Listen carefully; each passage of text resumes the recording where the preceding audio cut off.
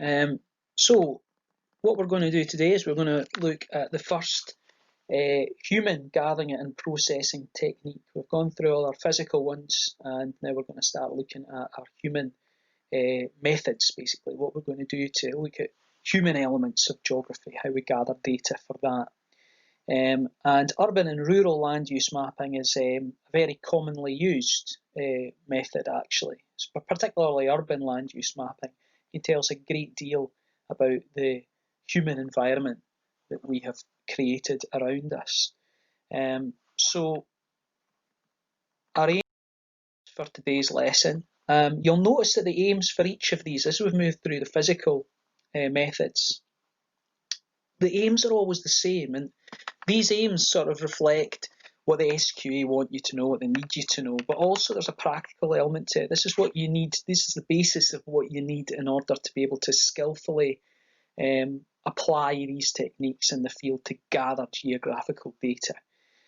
So these things, these aims, if you like, are all about helping you answer an exam question on these methods well, which obviously we need to be able to do.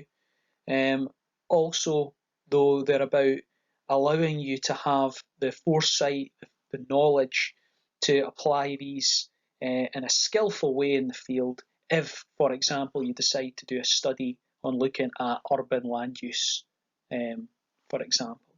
So these aims, as I say, always the same. First of all, we're going to look at how we properly conduct, in this case, urban and rural land use surveys. How do you go about doing it? What are the methods to give you the sort of detail that's required to be able to go out into the field and collect this data? Also, what's the point? Why are you doing it?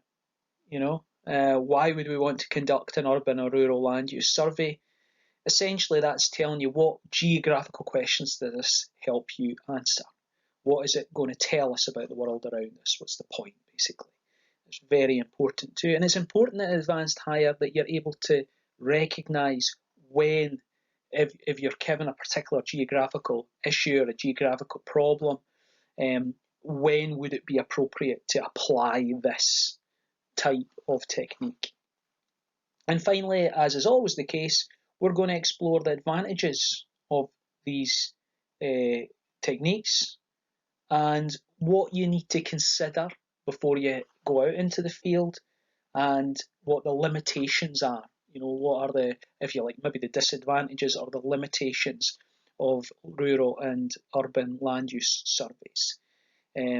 So that's essentially what we're going to be looking at in this lesson.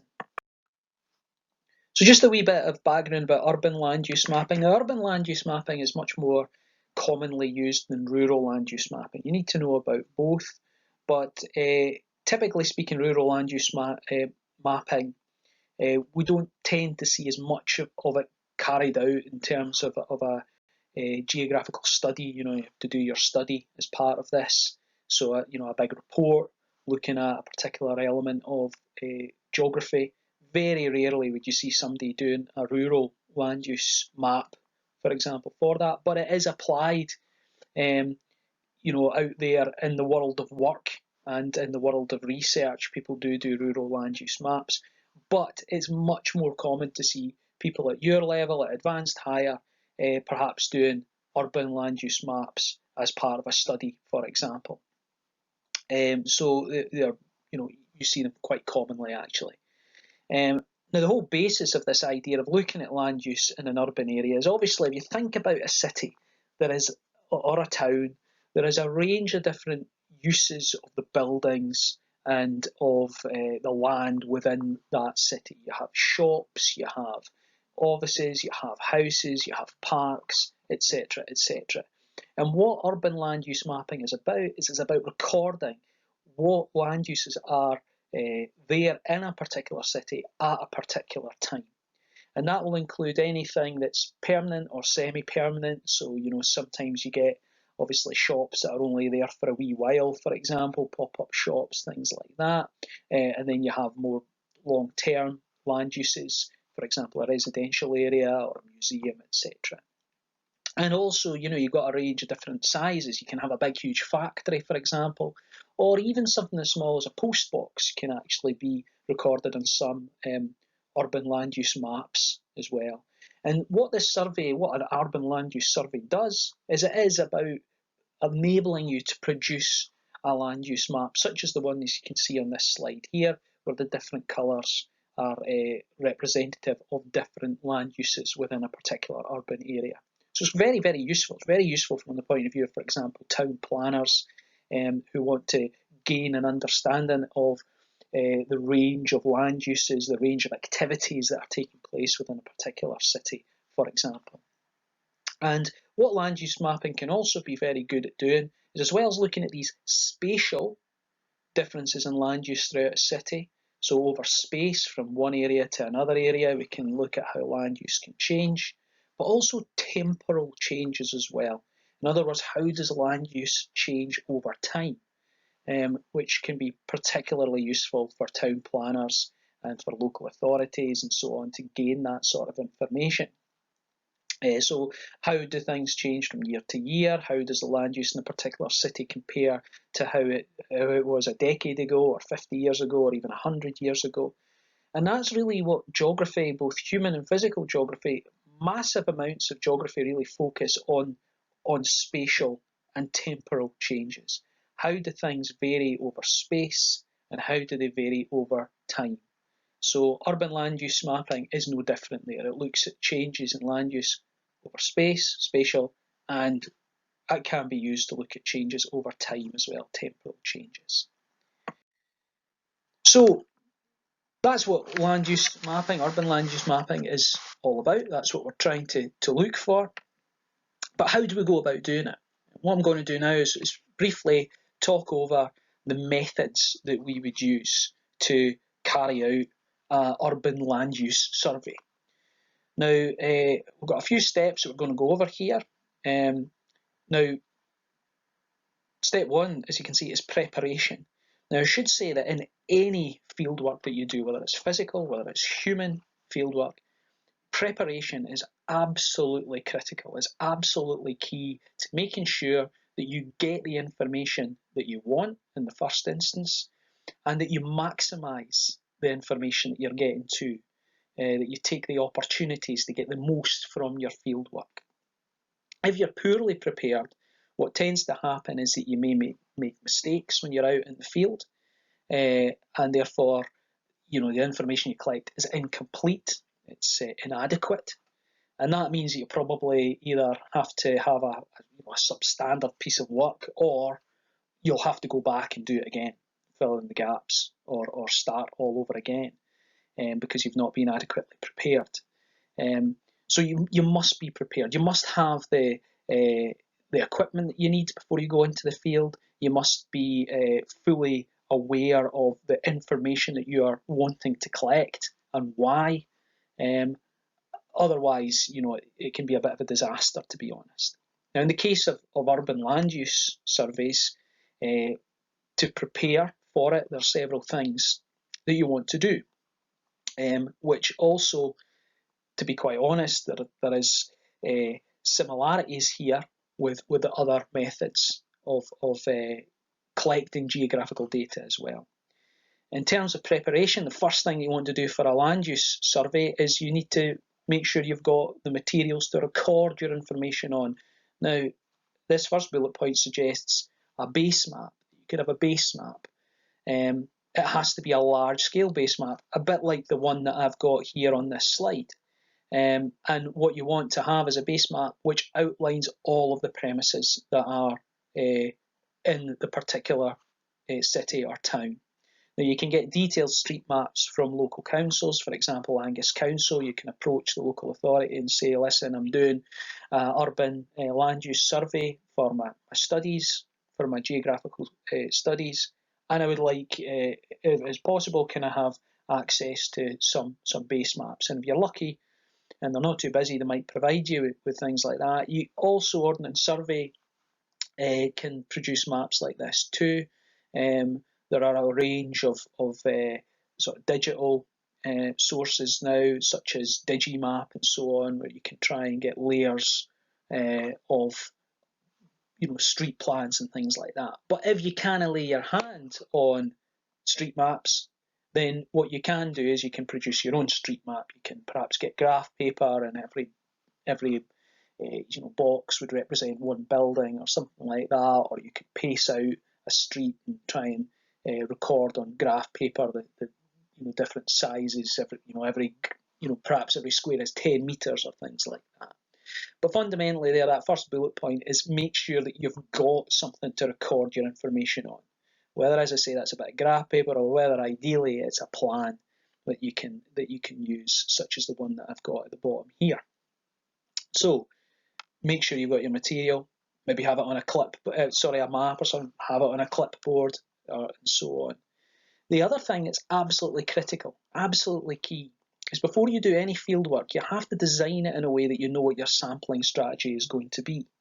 Now, if you're looking at a small pocket of land, for example, if you're looking at one individual village, maybe you've decided that you're going to study Glamis and how it's changed over time, for example, then you could survey that whole area.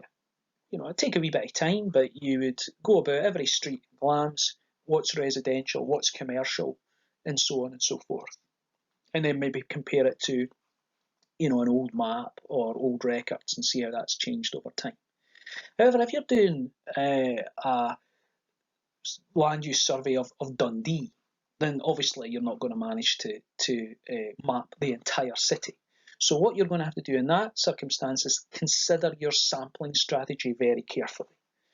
As I say, this is the case in any study you do. You have to think about how you're going to sample it. How is it going to be representative? How are you going to avoid bias? How is it going to have a good coverage or a representative coverage of the area you're going to look at? Being representative is very important in science.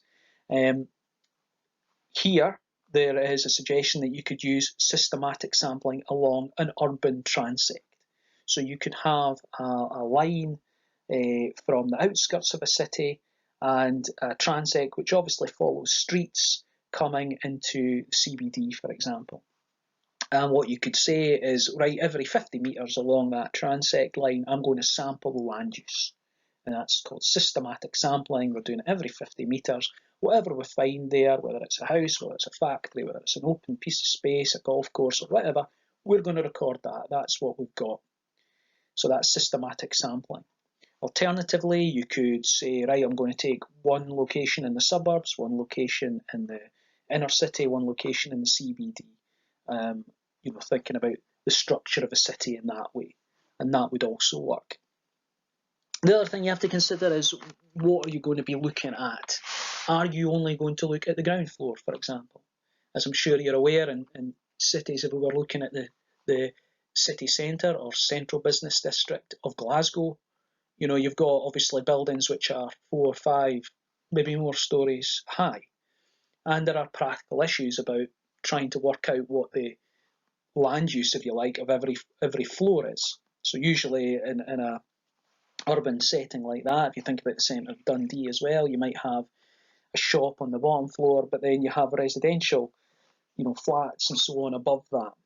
So you have to decide, well, are we going to just look at the ground floor, or are we going to look at every floor in a particular building as we're sampling this? Now, whatever you decide to do is absolutely critical that you then maintain that throughout your survey. If you decide you're going to record what the land use is on every floor of the buildings, it is profoundly unscientific to get to the centre of the city and go, oh my goodness, there's 5 floors there, I can't be bothered with that, we'll just do the ground floor now. You have to keep it consistent all the way through. Okay, and then finally, you would decide on the classification key to use. Now, the classification key that you need to know about is rice pots. That's the most widely known one, it's the most widely used one. And I have put on Teams a Word document with a rice pots code on it. I'm going to show you an example of that as well in a second, talk through that. But rice pots is the code that you need to know about, and is as I say, the most widely used and probably the best one, frankly. So that's step one. That's all your preparation. You've got the code you're going to use, you've got your base map, you've got your systematic sampling or whatever sampling you're going to apply worked out, and you're good to go. The next stage is gathering the data. Now, essentially what you do here is you'll walk your area or follow your transect, and you map each sector along your transect or in the area, placing the relevant coding inside each set of premises. So in other words, what I mean by that is if you look on your map and you've got a building, what's that building used for? Is it a commercial building and maybe a commercial building and a takeaway, or it's a commercial area and it's a department store, and you use that particular code for that area. So perhaps you've come across a location, you've got a building that you're looking at here, and as I say, I don't know, let's say it's a department store, it's Debenhams or something like that. So you would use rice pots. In the little square on your map for that building, you put a C for commercial, and then beside that you put a D for department store. And I'll show you rice pots in a second on a slide to let you see what that looks like. Now what you can also do is you can colour those buildings in on a particular key, a set of colours for a key. So maybe you've decided that commercial buildings on your map are going to be, they're going to be red. So you shade that building in red. It's commercial department store. Great. Let's move on. What's the next one along? And you might then, you might come across a restaurant beside your department store. That goes under rice pots. That's considered to be entertainment. So you put the letter E. And for restaurant or a cafe, you put also R. So ER. And you might decide for entertainment that the colour's going to be yellow, you shade that in yellow, and so on. Okay. Now, once you've gathered that data, you can then, you're then able to sort of interpret what's going on a little bit. But what you might want to do when you're in the field is you might want to make little observations when you're in the field as well. Now, until you've gathered all your data, it's very difficult to make sort of wide-ranging sort of interpretations and answer your questions and so on, any research questions that you've got. But it's always great when you're in the field to make observations, to have any wee thoughts that you've got, to note those down. Take photographs, take field sketches and things like that. And that's another important thing to point out here, that when we're telling you about these particular methods and approaches, don't think that you have to do these in isolation. If you're looking at land use in a city, you make sure that you've got a camera with you. Take photos of what you see. Make observations. Write those in a notebook or write them in the margins of your map, things like that. Because oftentimes, you might make those observations or have these thoughts and forget about them later on. So it's always good. Photographs are data, for example. I often say that to students, that remember, photographs are data. Take photographs, draw field sketches, make observations as you're going along, which will then allow you to make links with established models of urban environments or theories about why cities are the way they are. It all, can link in. And sometimes, even little observations that you don't think very much of at the time can actually end up later on meaning having a bigger relevance. So always make sure that you're making those sorts of observations and recording them. Another thing that you can do in terms of gathering data, as well as taking photographs, as well as making these observations, as well as filling in your codes for your rice pots, is you can do stuff, desk-based stuff it's called. Before you go into the field, before you've gone out into the city, you can actually have a look on, for example, Google Street View. It's a very handy tool that's become available to us in recent years, where you can get your wee orange, you'll know what I mean, the wee orange man that you can drop in the street and it looks like you're driving down the street. That can be extremely handy for giving you an idea of what you're going to encounter when you go to your study site before you even get there, so that you're kind of prepared, kind of have an idea of what you're going to look for. However, what I would say with that is that some people have fallen into the trap of believing that with the advent of things like Google Street View, that you didn't need to bother going into the city. and having a look, because you can see what shops are there and whether it's residential or whether it's a takeaway or whether it's a dentist or whatever, or a school or whatever. You can just use your Google Street View for it. But the best way always is to collect your primary data yourself. If you can get into the field, that's much better than having to use, a Google Street View. The reasons for that is things can change, and things can change quite rapidly. And if you do use Google Street View and put down codes on a base map and so on, it is always crucial to ground proof what you've seen, to go and visit it and make sure that your interpretation from that digital desk-based source is actually correct. But as I say, Google Street View, desk-based studies, you can get quite a lot of information from that, but it's not perfect. Always best to go into the field yourself. Step 3, it says follow-up. I've already kind of talked a wee bit about photographs and field sketches and so on, which you would be getting when you are gathering the data, really. What you want to do once you've followed that up is have a look at all those photographs that you've taken, any field sketch, any observations that you've taken. What do they mean? Begin to piece them together. Begin to think, is there a wider relevance from what I've done there? When I was a student, when I was at university, for example, or studying geography at school, we didn't have the benefit that you guys have of having camera phones and so on, where you can take dozens and dozens of pictures if you want, we used to get a wee film and you could only maybe take 30 photos, and then you'd have to go to Boots and get it developed, and you'd discover that your finger was in the way and all sorts of stuff like that. So I always, as I say, always encourage folks, just take photos of everything. Anything you see that might be important, take a photo of it, take an observation. If you've got time, do a field sketch. Draw what you can see, annotate what you can see, because in that follow-up stage, that extra information can be very powerful in helping you to draw the bigger picture and see the bigger picture of what's going on. And then, of course, the other part in step 3, in terms of your follow-up, is you can compare your mapped data with other sources. So perhaps if you were looking at temporal changes in land use over time, that's when you would compare it to sort of old records and things like that, or other data that you've got. So making a comparison, if you like. How have things changed? Perhaps compared to 10 years ago, for example. Or how does it compare to other land use surveys that have been conducted of the area? How does it compare with models of cities? So if you think about urban geography, you've got things like the Burgess model and things like that. Well, does your land use survey across a city, does it match what's expected from certain urban models of the way a city should look?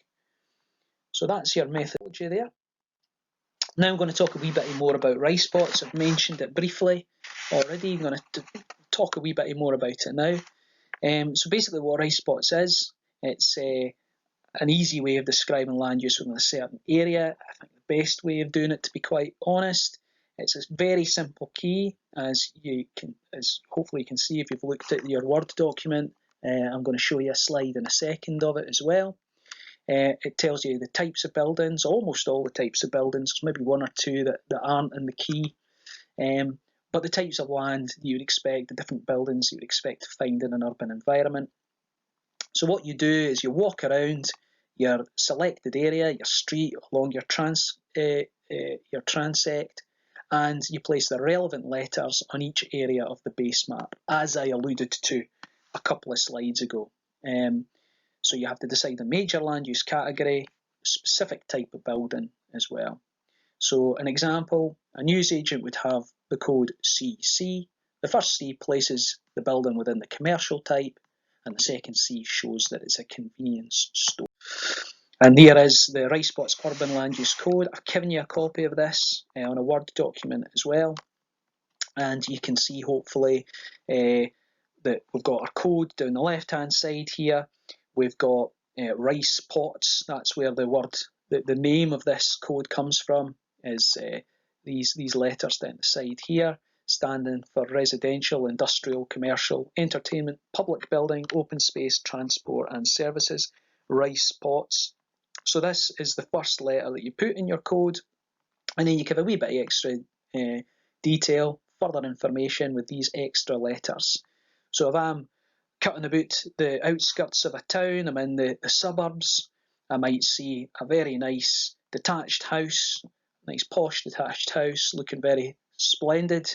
And on my base map or on my recording sheet, I would write R for residential and D for detached house, and so on and so forth.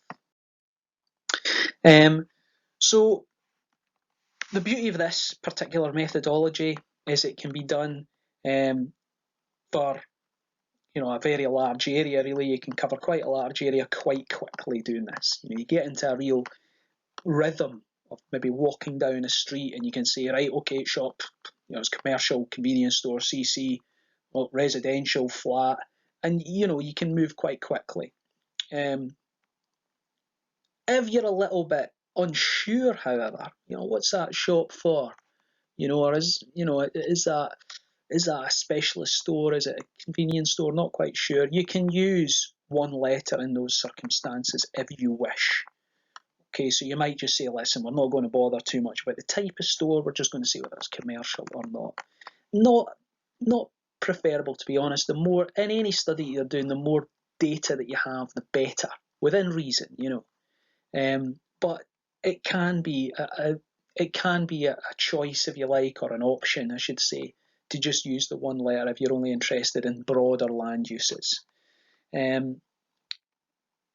If you come across a land use which is not within the key, it can be acceptable for you to put in your own letter if you wish, as long as it's absolutely clear that that's what you're doing.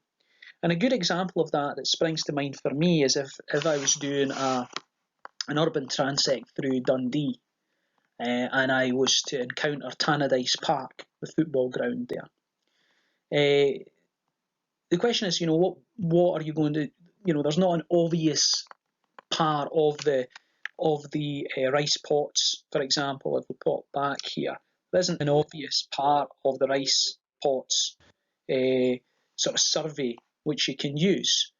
Is it open space? Is it entertainment?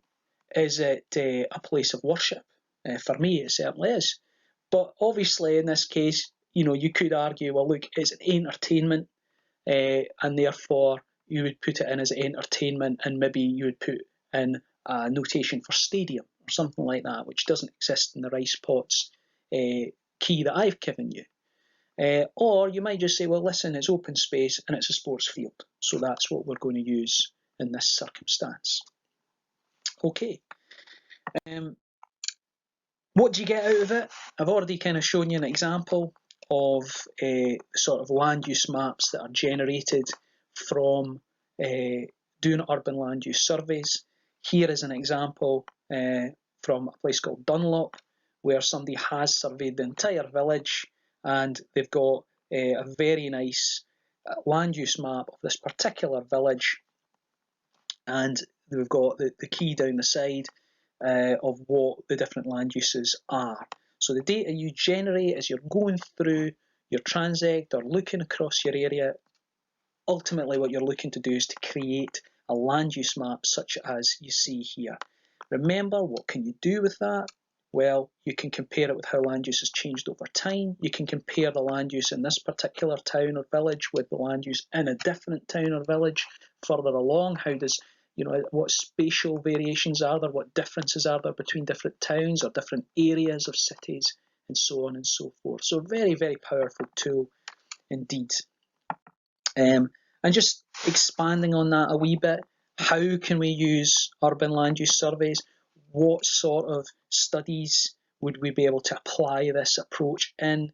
I've already mentioned a few times how we can investigate how land use has changed over time, temporal changes, historical changes, what you might call a historical change study.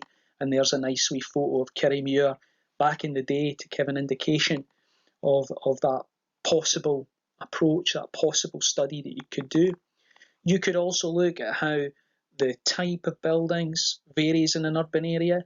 the height of buildings, the age of buildings, the materials that are used in the construction of those buildings.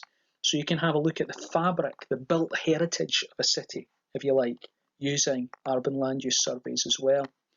Most commonly, or very commonly, so I think, yeah, probably actually most commonly, these are used to compare urban areas with urban models, certainly in a school, school context, at secondary school, and in geographical studies that I've seen. Normally when people are using urban land use surveys, it is to compare, for example, the city of Perth or Dundee with urban models.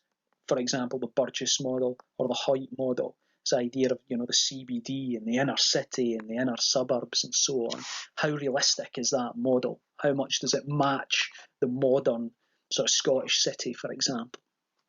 And finally, you could look, for example, at how land use affects environmental quality. And I've seen a few studies actually very skillfully using urban land use surveys to link in with the environmental quality of a particular area. How does the land use in a particular area affect the quality of the environment there? So you might look at the visual pollution in an area, you might look at air pollution in an area along an urban transect, or comparing the centre of the city, the central business district, CBD, with the inner city, where there used to be factories and terraced houses and so on, and then the suburbs.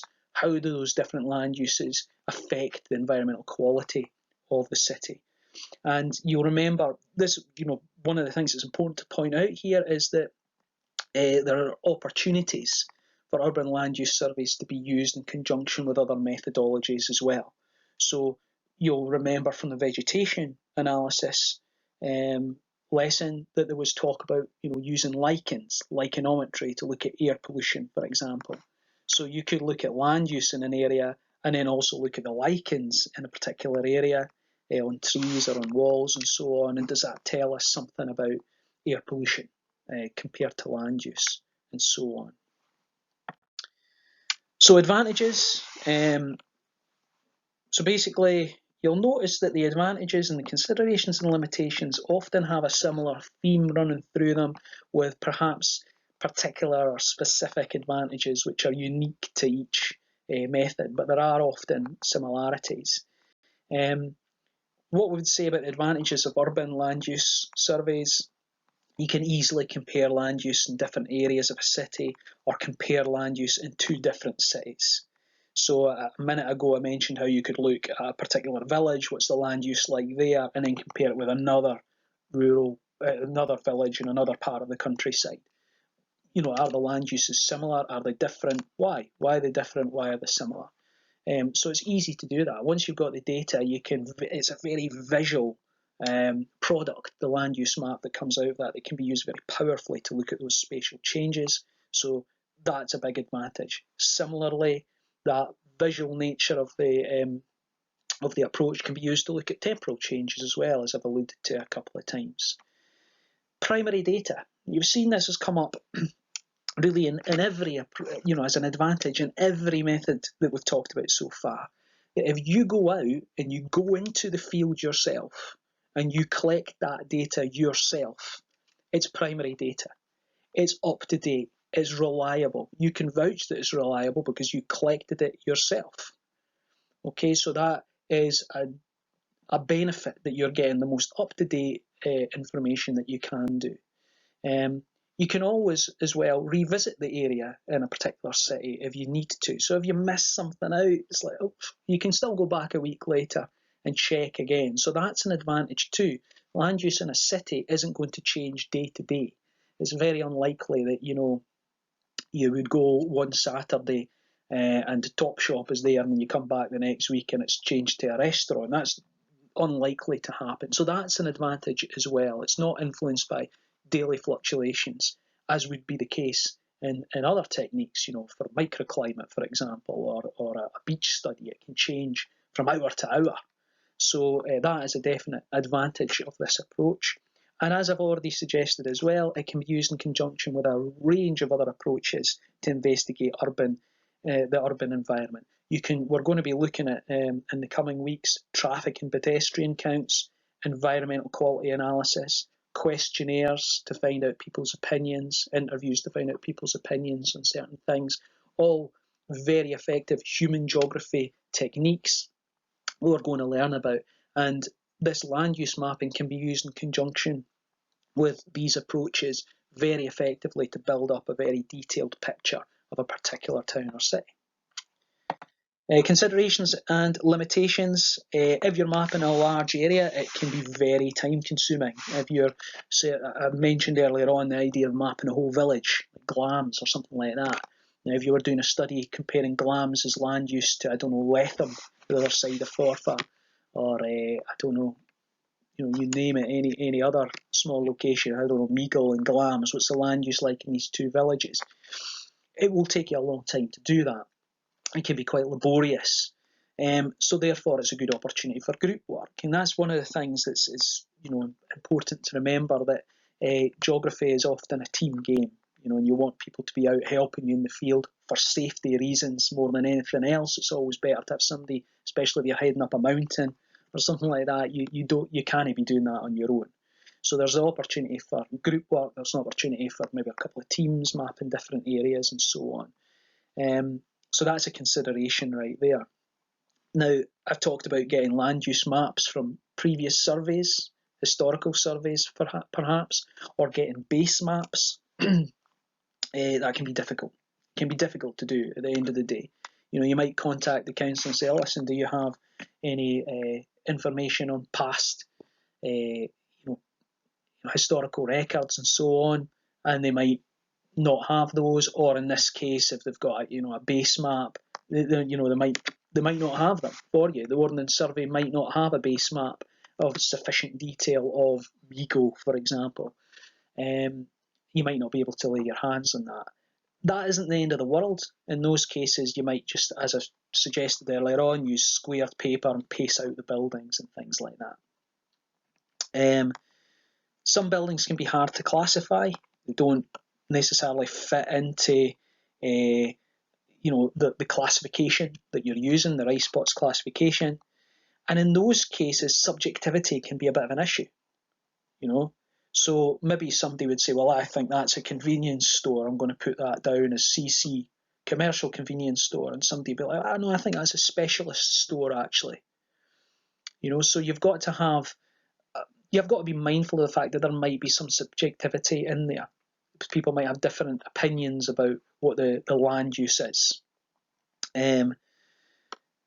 So that kind of raises the question about how rigorous it can be. And it's always good to kind of consider, well, what are we going to do to overcome that particular issue, that particular problem? If you've got maybe 3 of you standing about looking at this, if you've got a team of you, you might decide, well, what's the majority opinion on it? Do you know what I mean? Something like that. To try and ease out that subjectivity. I've already talked about the difficulty in gaining historical records. It can be very, very challenging. Local libraries can help. Local authorities sometimes can help as well. But it can be expensive as well. So that can be a challenge in itself. Sometimes when you have an idea about a study, the thought beforehand, the idea beforehand seems like a good one, but when you get into the practice of trying to conduct the work and find out the background information, you can end up coming across unexpected difficulties, which can be extremely frustrating. So that is something to consider. How easy is it going to be to get the information that you need? And I would argue that it's often very important at the planning stage to try and work out how easy it is to get that information before you jump 2 feet in and go and start doing your fieldwork, designed in the expectation that you'll be able to compare it with historical records. If those historical records aren't available or you can't get them, then you're going to have to sort of redesign and rethink your whole study. Okay, now you'll have noticed in the lesson that I gave you a wee RISPOTS activity to do.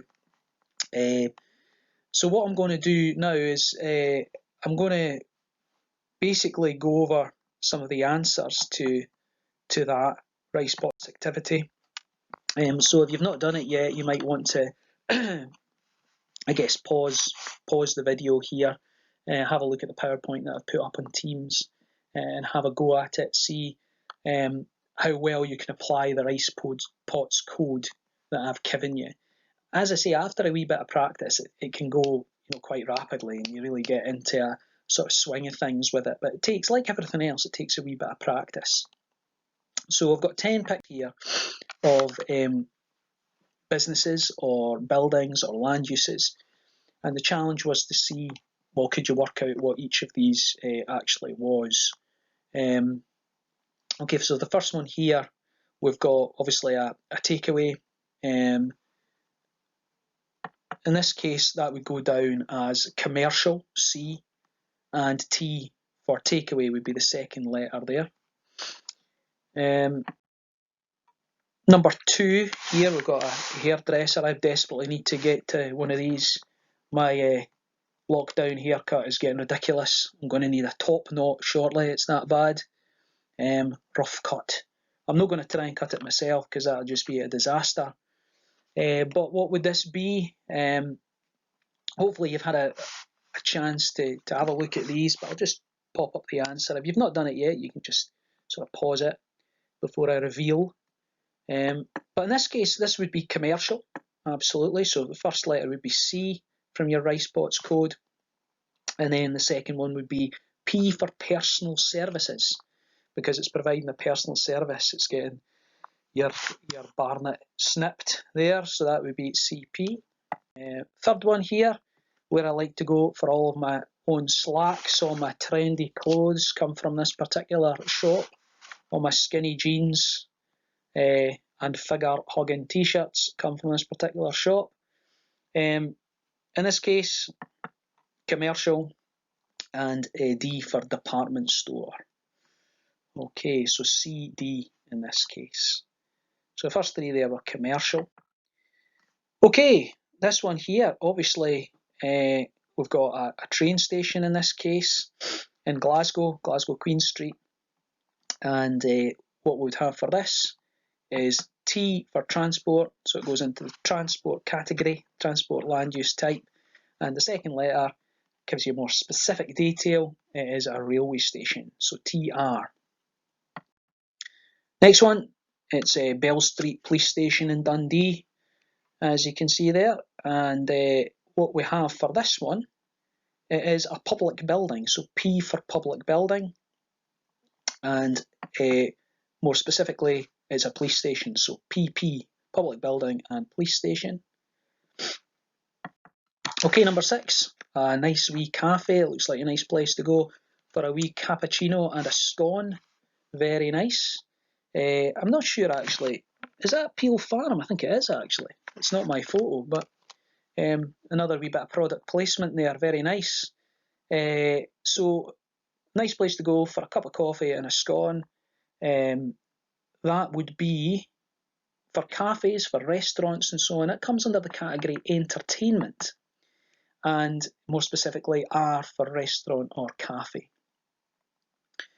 Okie dokie, next one, we've got a play park, got some shoots and swings, very nice. That would come under O for open space. So obviously, in a nice urban environment, you're going to have quite a bit of open space. You're going to have a good bit of green space out there, parks and so on, sports fields, etc. So if you come across that on your transect or in a particular area, you would use O for open space from RicePots, and in this case it's a park, so P for park, so OP. 3 more to go. Broxton Dental Centre, very fancy dentist there. So we've got a dentist there. That would be S for services. So this is a service. You think about it, it's sometimes people mix this up and think, well, is that commercial, personal services? Sometimes people kind of get a wee bit mixed up with these codes very commonly. But in actual fact, under RicePots, this would be considered a service, and there is a specific code for dental services, so SD, services and dental. Bonnywee House here, very nice, nice house, a detached house. So in this case, residential, where you would live, and in this case, detached house, so D. And finally, very nice building there. Frankly, can't wait to get back there. It's a school, and in this case, public building, and E for education. So just a wee bit of fun there, just a wee bit of practice. You know, if you were to choose in your study, and we'll talk a wee bit more when we get back to school about the geographical study and what that might entail, and whether fieldwork is even going to be an option, we need to be mindful of that as well. But if you were to carry out an urban land use survey, you know, using rice pots, you know, that's basically how easy it is. You know, when you're categorising these different buildings, it can be quite slick. And there might be a wee bit of subjectivity there, but normally you can overcome that with a little bit of sort of group work and a little bit of discussion about it. And as I say, when we get back to school, ideally what I would like to have done is, just as I said, I would like to do a bit of stream analysis, excuse me, go down to the Gary Burn and use our flow meters and so on and see it in action. I would ideally like to be able to get out into Kirriemuir and do an urban land use survey as well, but we'll just have to wait and see if we'll be able to do that or not. Fingers crossed we will. Now, just briefly, I want to touch on rural land use mapping as well for the next few minutes, if that's all right. Same principles, basically, in many ways, as urban land use mapping. Difference is, obviously, we would use a different code. We're not going to use rice pots. Rice pots is what we apply in an urban environment. Very effective. But as you can see here, you would, have another classification, code or key for different land uses in a rural environment.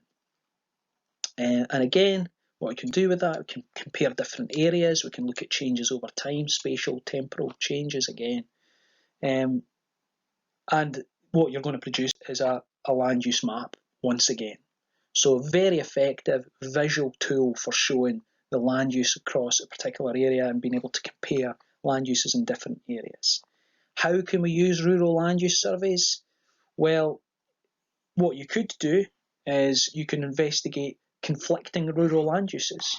One of the most interesting things about rural geography is the fact that you can get these land use conflicts between different stakeholders, as they're called, or interests. So you might have people who want to use the land for recreational reasons, who may come into conflict with people who want to use it for quarrying, who may come into conflict with people who want to use it for agricultural reasons or forestry.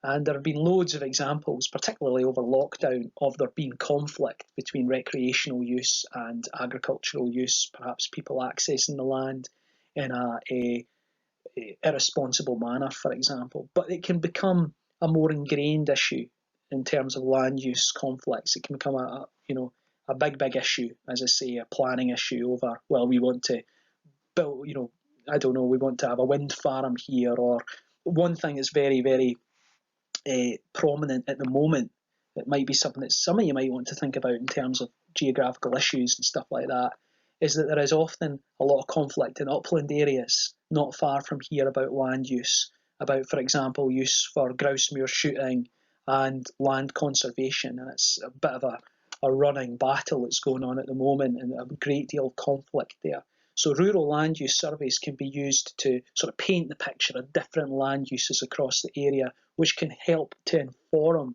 some of these controversies or to shed new light on these controversies and so on. So it can be very, very interesting, actually. Talked a bit about changes in time over time.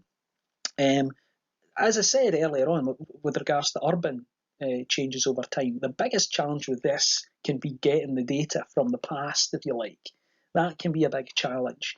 But it's quite interesting if you can get the information to compare current data from a rural land use survey, with historical data.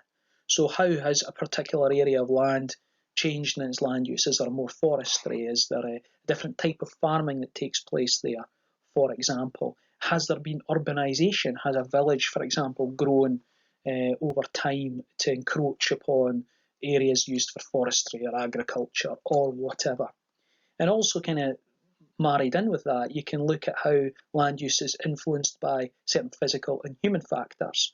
So perhaps the location of settlements through a particular area, how does that influence land use? What services are available in different parts of the countryside? Where are the schools, for example? Where are the shops? How does the environment, how does the topography, the shape of the land, in other words, influence land use? Where do we have sort of cattle farming taking place, sheep farming taking place? Where do arable crops get grown, and what type of arable crops get grown there? What are the sort of physical geography reasons for that distribution of rural land use? So lots of potential uses for it. The advantages, very similar really to the urban land use survey. Again, easy to compare once you've got your rural land use map, easy to compare different areas. What's the land use like in this particular area compared to that one over there? It's a very visual tool, very effective. And similarly, if you can gain historical changes over time or data from historical sources and produce maps, again, very, very useful from that point of view. Again, it's primary data, it's collected by you, it's up to date, it's reliable, you've checked accuracy, you've collected it rigorously, and that is obviously an advantage. Notice how that advantage pops up all the time. That's something that you want to make sure you know for the exam. Because if you get asked a question about gathering techniques and you're asked about the advantages or to comment on the advantages of a particular technique, it's always one to have in the back pocket that, primary data, up to date, reliable, accuracy has been checked. And again, we can use it in conjunction with a range of other approaches to investigate the rural environment. I've already mentioned, how the environment itself, the topography, the shape of the land can influence the land use in a particular area. Well, let's investigate that in a bit more detail. What's it in terms of microclimate, soil analysis? What's the soil like in particular areas which are used for particular and in particular ways? Vegetation analysis as well. So you can, as I say, apply these range of tools to gain a range of techniques, to gain a bigger picture, a more in-depth and informative picture as to what's going on in a particular area to allow you to answer whatever research question you want to investigate. Considerations and limitations.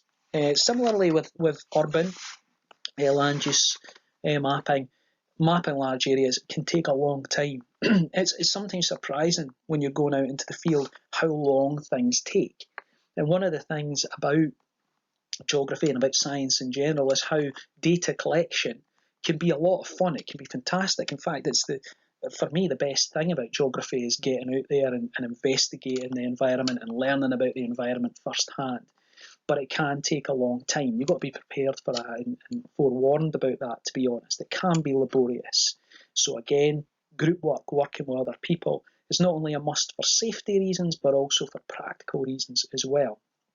The other thing that you could consider is, much like I was alluding to when we were talking about street view in an urban environment, is you can use aerial photography to do a desk-based survey before you get out and then ground-proof it. And that's particularly easy now because we've got Google Maps. We've got aerial photography that you can just get online for free anytime you want to have a wee look at what the land use or what the land looks like at a particular time when that photograph was taken. Now, as I say, that can be quite good for getting an idea as to what you might expect to find when you get there, but you must always, if you want to remember, that's secondary data. So it's always better to have the primary data that you've gone and you checked yourself. So if you do that sort of desk-based survey, it's always better to go and then ground-proof it, check it yourself, do the primary data collection. Because if you think about it, farmers or land managers, they can change the uses of fields quite rapidly. They can change field boundaries quite rapidly. You might discover there's a new forestry plantation or a sand and gravel quarry has opened up since those photographs were taken. So ground proofing, in other words, going out and collecting the primary data yourself, is always preferable, but it can be quite informative before you do that to have a look and see what the aerial photography is showing. And finally, something to think about is that here in Scotland, we've got the right to roam, and that's something that applies to all of the physical geography techniques that I've talked about before as well. If you were doing a hill slope survey, up Mount Blair or something like that, or if you were doing a beach survey at St Cyrus or Lunan Bay, or vegetation analysis in a forest in Glen Clover, etc., etc. We in Scotland are very lucky to have enshrined within law, the Land Reform Act 2003, in fact, the right to responsible access to the countryside. We have that right. However, it's always good practice to ask the land owner or the person who works the land permission to go and do your work, to keep them happy, to keep them on side, and just out of pure courtesy, to be honest, because it's really important that when you're doing your work, that you make sure that you're doing it in a way that isn't going to impact on the farmer or landowner's work. A good example of that, for example, is if it's during the shooting season up in the glens, and folk are beating across a moor, and then you're cutting across there trying to do a vegetation survey or something like that. You must always be mindful of the people who work the land and keep them on side, and just out of courtesy, ask permission, ask for advice. Very, very important indeed, that consideration. Okay, so that is the end of that kind of bumper lesson, to be honest, about land use surveys in urban and rural environments, our first human technique. And to finish off, I've got a wee assignment task for you to do. Imagine that you're a town planner working for a local authority, so a good geography job there, town planner. And you've been asked to conduct a survey comparing urban land use in the Central Business District, the CBD, and the inner city of Dundee. So thinking back to previous learning that you've maybe done in higher and even before, we're thinking about the Burgess model here. You've got your centre of a city, the CBD, and then just outside that you've got your inner city area, where traditionally in the 19th century, factories were built here, terraced housing, tenements and so on were built here, so that workers could have residential areas in close proximity to the factories they were working in. And obviously what the local authority is interested in here in this scenario is comparing the land use in the centre of the city to the inner city. So your question is to outline the methodology that would be used to conduct this study.